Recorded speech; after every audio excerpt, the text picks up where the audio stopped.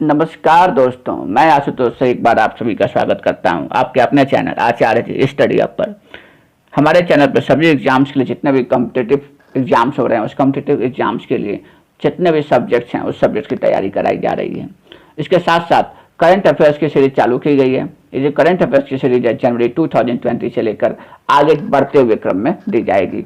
और ये जो जनवरी 2020 की है सीरीज चल रही है, जो करंट अफेयर्स है उसका पार्ट नंबर 1 दिया गया है। ठीक है, तो चलिए आज हम पार्ट नंबर 1 कंप्लीट करते हैं।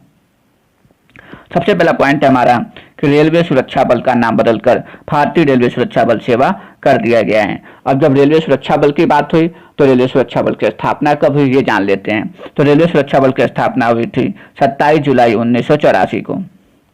और भारत में ट्रेन कब चली थी? तो ट्रेन चली थी 16 अप्रैल 1853 को। और कहां से कहां तक चली थी? तो मुंबई से ठाणे तक चली थी। नेक्स्ट पॉइंट है हमारा स्वच्छ सर्वेक्षण लीग के बारे में। और इस स्वच्छता का सर्वेक्षण लीग जारी कौन करता है? तो केंद्रीय आवास और शहरी मंत्रालय जारी करता है इसे। और केंद्रीय आवास और शहरी मंत्रालय के मंत्री कौन है? तो हरदीप सिंह पुरी। कितने सिटी का सर्वेक्षण हुआ था? तो 4372 सिटी का सर्वेक्षण किया गया था। अब जनसंख्या के हिसाब से शहर कई प्रकार के होते हैं। तो 1 से 10 लाख की जनसंख्या में कौन कौन से शहर का क्रम क्या था इसे जानेंगे। फिर ये जानेंगे कि 10 लाख से ऊपर में कौन कौन सा जनसंख्या का क्रम था, उसे जानेंगे कि कौन सी किसको रैंकिंग मिली। चलिए, तो 1 से 10 लाख में देखा जाए तो सबसे पहले आता है जमशेदपुर, नई दिल्ली और खरगोन। इसे याद करने की ट्रिक देखा तो जे एन और के। तो जे से जमशेदपुर, एन से नई दिल्ली और के से खरगोन, जे एन के। उसके बाद 10 लाख से अधिक जनसंख्या वाले शहर में रैंकिंग कौन सी है? तो 10 लाख से अधिक जनसंख्या वाले शहर में इंदौर, भोपाल, सूरत। इंदौर आई, भोपाल बी और एस, आई बी एस। तो जे एन के आई बी एस। जे से जमशेदपुर, नई दिल्ली, खरगोन। और 10 लाख से अधिक वाले में आई से इंदौर, बी से भोपाल, एस से सूरत। चलिए नेक्स्ट पॉइंट देखते हैं हम लोग क्या है। नेक्स्ट पॉइंट है कि देश के पहले चीफ ऑफ डिफेंस किसे बनाया गया है? तो देश का पहला चीफ ऑफ डिफेंस बने बिपिन रावत। कब तक रहेंगे? 65 वर्ष तक की उम्र तक ये देश के चीफ ऑफ डिफेंस बनेंगे और पहले चीफ ऑफ डिफेंस हैं ये। उसके बाद है प्रधानमंत्री कृषि सम्मान निधि योजना। ये प्रधानमंत्री कृषि सम्मान निधि योजना कब शुरू हुई? 2018 में शुरू हुई थी। इस योजना के तहत क्या कार्य होते थे? तो इस योजना के तहत सबसे पहले ये कहा गया कि इस योजना का लाभ किसे मिलेगा? तो उन्हें मिलेगा जिनके पास 2 हेक्टेयर से कम भूमि होगी। क्लियर। उसके बाद नेक्स्ट पॉइंट क्या है कि इसके अंदर क्या होगा? 6000 रुपये की वित्तीय सहायता दी जाएगी और ये सहायता हर वर्ष दी जाएगी। तीसरा पॉइंट क्या है कि जो 6000 रुपये दिए जाएंगे वो किस्त में दिए जाएंगे। कितने किस्तों में? 3 किस्तों में। कितने कितने रुपए? 2-2 हजार रुपये दिया जाएगा। कितने किसानों को लक्ष्य रखा गया इस योजना में? तो 12 करोड़ किसानों को इस योजना में लक्ष्य रखा गया है कि उन्हें लाभ दिया जाएगा। प्रधानमंत्री जी ने किसान सम्मान निधि के तहत 4थी किस्त बांटी है और इसी के तहत कृषि कर्मण पुरस्कार भी दिया जाता है। इस बार का कृषि कर्मण पुरस्कार किसे मिला? कर्नाटक राज्य को मिला है। नेक्स्ट देखते हैं क्या है। नेक्स्ट है कि अनाज उत्पादन में 1 मिलियन टन से, मतलब 1 मिलियन टन से कम अनाज उत्पादन में कम राज्य की श्रेणी में कृषि कर्मण पुरस्कार किसको मिला है? तो ये मणिपुर को मिला। चलिए ज़्यादा थोड़ा पुराना है लेकिन इंपॉर्टेंट है इसलिए मैंने लिख दिया था। 2017-18 का ये है कि मणिपुर को कृषि कर्मण पुरस्कार दिया गया है।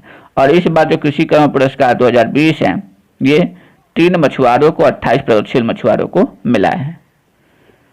नेक्स्ट पॉइंट हमारा क्या है कि आरबीआई ने एक ऐप लॉन्च किया है। कौन सा ऐप है? Mobile aided note identifier application. इसका नाम है mobile aided note identifier application. और इस ऐप का किसको फायदा होगा? तो जो दृष्टिबाधित लोग हैं उन्हें फायदा होगा क्योंकि लोग आसानी से नोटों को पहचान लेंगे। नेक्स्ट पॉइंट है हमारा विश्व की अर्थव्यवस्था के बारे में। विश्व की अर्थव्यवस्था अमेरिका की कितनी है? $20.49 ट्रिलियन। चीन की कितनी है? $13.41 ट्रिलियन। जापान की कितनी है? $4.97 ट्रिलियन। जर्मनी की कितनी है? $4 ट्रिलियन। भारत के बारे में ये कहा जा रहा है कि भारत जो है 2026 तक जर्मनी को पछाड़ करके 4थे पोजीशन में पहुंच जाएगा और उस समय इसकी जो $5 ट्रिलियन की अर्थव्यवस्था बन जाएगा। 2034 तक माना जा रहा है कि जापान को छोड़कर 3rd नंबर की पोजीशन पे भारत पहुंच जाएगा। तो 2026 तक जर्मनी को छोड़ेगा, 2034 तक जापान को छोड़ेगा, और 2026 में कितना हो जाएगा, $5 ट्रिलियन यहाँ की अर्थव्यवस्था हो जाएगी। अभी रिपोर्ट दिया कौन, जो रिपोर्ट जो है IMF की रिपोर्ट है, और IMF एक रिपोर्ट तैयार करता है, वर्ल्ड आउटलुक रिपोर्ट, उसी रिपोर्ट से इसके बारे में, अर्थव्यवस्था के बारे में बताया गया। नेक्स्ट पॉइंट है, एक सामाजिक कार्यकर्ता है जिनका नाम है विद्या बाल, उनका निधन हो गया है। एक पत्रिका की एडिटर थी, किस पत्रिका की, मिलनु सरयाजनी पत्रिका है, उसकी एडिटर थी। इनकी कुछ रचनाएं हैं, कौन कौन सी, संवाद, कथा, शोध, स्वात्ताचार्य, ये उनकी कुछ रचनाएं हैं। ये फेमस क्यों हुई, चर्चा में क्यों आया ये, इसलिए क्योंकि महिलाओं को मंदिरों में स्थान दिलाने के लिए, मंदिरों में उनका भी प्रवेश हो, इसके लिए बहुत सारे सामाजिक आंदोलन इन्होंने किए थे। नेक्स्ट पॉइंट देखते हैं हम लोग, नेक्स्ट पॉइंट क्या है हमारा। नेक्स्ट पॉइंट है कि नीति आयोग ने एस्पिरेशनल डिस्ट्रिक्ट की लिस्ट जारी की है। तो एस्पिरेशनल डिस्ट्रिक्ट की लिस्ट में कौन कौन पहले, दूसरे, तीसरे स्थान पर, इसको देखते हैं। तो पहला स्थान पर चंदौली जो यूपी में है वो भी है, दूसरा उड़ीसा का बोलनगीर है, आंध्र प्रदेश का YSR है, झारखंड का साहिबगंज है, असम का हेलाकंडी है। ये एस्पिरेशनल डिस्ट्रिक्ट की लिस्ट में आते हैं। ये जो एस्पिरेशनल डिस्ट्रिक्ट है ये एक प्रोग्राम है, और प्रोग्राम शुरू कब हुआ था, तो प्रोग्राम शुरू हुआ था जनवरी 2008 में। इस प्रोग्राम का उद्देश्य क्या है, उद्देश्य यही है कि पिछड़े जिले हैं उनको क्या करना है, विकसित करना होता है। अब जिलों में किन किन बिंदुओं पर काम किया जाता है उसे देखते हैं। तो शिक्षा के संबंध में कार्य होता है, कौशल विकास के संबंध में, स्वास्थ्य के संबंध में, पोषण के संबंध में, वित्तीय समावेश के संबंध में उन जिलों में कार्य किया जाता है, और फिर जो अच्छा कार्य करते हैं उन्हें एस्पिरेशनल डिस्ट्रिक्ट प्रोग्राम के तहत अवार्ड भी दिए जाते हैं। नेक्स्ट पॉइंट है कि भारत सरकार और महाराष्ट्र सरकार ने वर्ल्ड बैंक से $210 मिलियन अमेरिकी डॉलर का लोन लिया। चलिए अच्छी बात है, लोन लिया। वर्ल्ड बैंक का अगर हम हेड ऑफिस देखें तो कहाँ पर, वाशिंगटन में, और इसके अध्यक्ष कौन है, डेविड आर मलपास। महाराष्ट्र की बात करें तो महाराष्ट्र के CM उद्धव ठाकरे, राज्यपाल भगत सिंह कोश्यारी। नेक्स्ट पॉइंट है हमारा राष्ट्रीय मतदाता दिवस। राष्ट्रीय मतदाता दिवस कब मनाया जाता है, तो 25 जनवरी को मनाया जाता है। इसकी थीम क्या है, electoral literacy for stronger democracy. Next point है हमारा नागरिकता संशोधन अधिनियम के बारे में। नागरिकता संशोधन अधिनियम का विरोध हुआ, कहाँ कहाँ विरोध हुआ, सबसे पहले विरोध किया था केरल ने, दूसरे नंबर पे पंजाब, तीसरे नंबर पे राजस्थान, चौथे नंबर पे पश्चिम बंगाल। नेक्स्ट पॉइंट है हमारा MC मैरी कॉम। MC मैरी कॉम जो है, इन्होंने क्या हुआ है इनके साथ, तो इन्होंने सबसे पहले पद्म विभूषण प्राप्त किया है। इस बार का पद्म विभूषण मिला है MC मैरी कॉम को। उसके बाद यह पुरस्कार जीतने वाली पहली महिला खिलाड़ी हैं। यह जो है जो पद्म विभूषण पुरस्कार है इसको प्राप्त करने वाली वो जो पहली महिला खिलाड़ी है, ठीक है। और इस बार जो पद्म विभूषण मिला है वो कितने लोगों को मिला है, 7 लोगों को इस बार का पद्म विभूषण पुरस्कार प्राप्त हुआ है। अब देखते हैं नेक्स्ट पॉइंट। नेक्स्ट पॉइंट है रानी रामपाल के बारे में। किसके बारे में, रानी रामपाल के बारे में। ये इंडियन हॉकी टीम की खिलाड़ी हैं।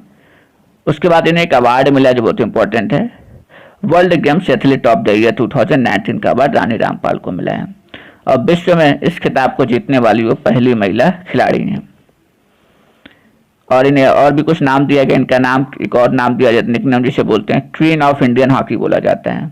और 2020 में पद्मश्री पुरस्कार इन्हें प्राप्त हुआ है। नेक्स्ट पॉइंट हमारा क्या है कि मौद्रिक नीति समिति का सदस्य नियुक्त किया गया है रघुराम राजन को, जनक राज को मौद्रिक नीति समिति का सदस्य नियुक्त किया गया है। नेक्स्ट पॉइंट हमारा फ्रांस का प्रतिष्ठित सम्मान। जो फ्रांस का प्रतिष्ठित सम्मान है, क्या नाम है उसका देख लेते हैं, शेवलियर डांस लोरले दिस और सेट दिस लेट्स। तो ये मिला है संजना कपूर को जो कि थिएटर कलाकार है। नेक्स्ट पॉइंट है हमारा कि भारत और बांग्लादेश मिलकर एक संयुक्त अभ्यास किए हैं और उसका नाम क्या है, संप्रति 9। और कहाँ पर हुआ है, मेघालय में। और इसके प्रधानमंत्री बांग्लादेश की कौन है, शेख हसीना। राजधानी है ढाका, मुद्रा है टका। वर्ल्ड लेप्रोसी डे मनाया जाता है 30 जनवरी को। और इसकी थीम क्या थी, leprosy is not what you think. Next point है हमारा कि अमेजन इंडिया ने पूर्वी रेलवे के साथ एक समझौता किया। अब आप सोचेंगे कि आखिर समझौता क्यों किया, तो समझौता इसलिए किया कि वो पिकअप कियोस्क खोलना चाहता था। अब ये पिकअप कियोस्क खोलेगा कहाँ पर, तो कलकत्ता के सियालदा रेलवे स्टेशन पर खोलेगा। ये पिकअप कियोस्क करेगा क्या, तो यहाँ पर जितने भी कस्टमर्स होंगे अपने सामान को इस जगह पर मंगवा सकते हैं और फिर वहाँ से सामान को अपनी अपनी जगहों पर ले जा सकते हैं, ये सुविधा देगा। अब जब ये सारी बातें हो गई तो इसी समय हम अमेजन इंडिया के बारे में कुछ और जान लेते हैं कि स्टैब्लिश कब हुआ था, तो ये 1994 को स्टैब्लिश हुआ 5 जुलाई में। इसके सीईओ कौन? Jeff Bezos.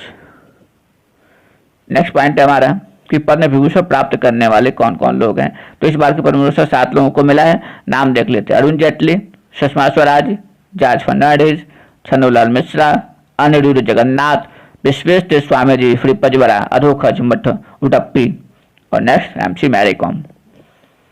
नेक्स्ट पॉइंट है कि भारत के महापंजीयक व जनगणना आयुक्त कौन है। तो कौन है? विवेक जोशी। नेक्स्ट पॉइंट है हमारा आरबीआई के 25वें गवर्नर जनरल शक्तिकांत दास। कब आरबीआई स्टैब्लिश हुई थी? तो 1 अप्रैल 1935 को। विश्व हिंदी दिवस कब मनाया जाता है? तो विश्व हिंदी दिवस मनाया जाता है 10 जनवरी को। कि कब शुरुआत हुई थी विश्व हिंदी दिवस की? 2006 में हुई थी। प्रथम विश्व हिंदी सम्मेलन कब हुआ था? तो 1975 में। कहाँ पर हुआ था? नागपुर के अंदर हुआ था। अब बात करते हैं हम लोग G77 के बारे में। G77 ये क्या है? तो एक विकासशील देशों का समूह है। क्या है ये? विकासशील देशों का समूह है। विकासशील देशों का ये समूह है। इस्टेब्लिश कब हुआ था ये? 1964 में। कहाँ पर हुआ था? जिनेवा के अंदर हुआ था। कितनी कंट्री शामिल है इसके अंदर? 134 कंट्री शामिल है। अब 2019 में इसकी अध्यक्षता किसने की थी? इस G77 की फिलिस्तीन ने की थी। 2020 में अध्यक्षता कौन करेगा? तो गुयाना करेगा। गुयाना ये कहाँ पर है? दक्षिण अमेरिकी देश है ये, और इसकी कैपिटल क्या है? George town. इस तरीके से पार्ट 1 जनवरी 2020 का कंप्लीट हुआ। वीडियो में अभी तक बने रहने के लिए बहुत बहुत धन्यवाद। अगर आपको वीडियो अच्छी लगी हो तो लाइक शेयर सब्सक्राइब करना ना भूलें। अच्छे से पढ़ाई करते रहिए, खुद खुश रहिए, दूसरों को भी खुश रखिए। नमस्कार, जय हिंद, जय भारत।